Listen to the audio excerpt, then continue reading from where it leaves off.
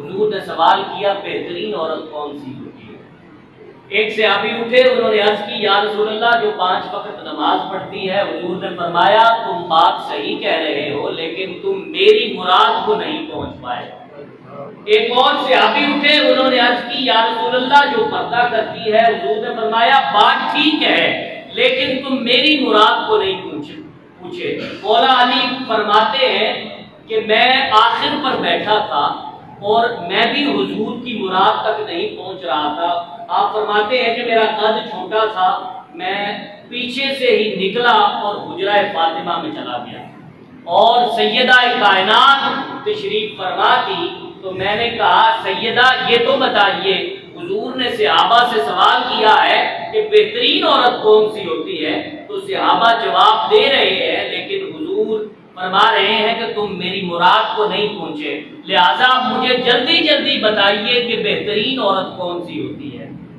آپ مسکرائیں اور آپ نے فرمایا کہ آپ کو میں جواب دوں، یعنی آپ باب العلم ہیں اور سوال مجھ سے کرنے کے لیے آئے ہیں، تو آپ نے عرض کی کہ بات ٹھیک ہے لیکن میں حضور کی اس مراد کو نہیں پہنچ پا رہا۔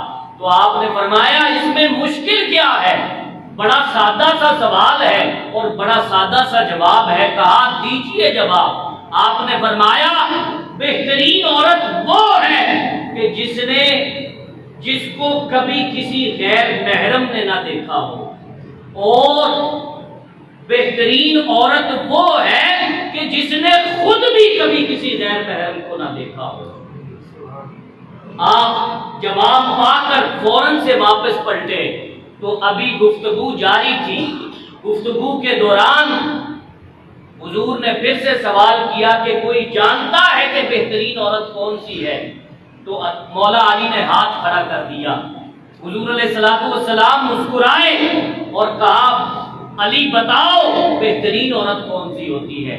کہا حضور بہترین عورت وہ ہے کہ جس کو کبھی کسی غیر محرم نے نہ دیکھا ہو لیکن اس عورت نے بھی کسی غیر محرم کو نہ دیکھا ہو۔ تو اب جواب مولا علی نے دیا تھا، داد بھی مولا علی کو ملنی چاہیے تھی، لیکن حضور نے فرمایا میں نے تو پہلے ہی کہہ دیا ہے فاطمہ تو بدعۃ منی، کہ فاطمہ میری جان کا ٹکڑا ہے۔ صحابہ مولا علی کی طرف دیکھنے لگے کہ یہ کیا ہوا، داد مولا علی کے بجائے حضرت فاطمہ تو زہرا کو مل رہی ہے، کیونکہ وہ عالم الغیب نبی ہے، اس سے تو کوئی بات چھپی نہیں۔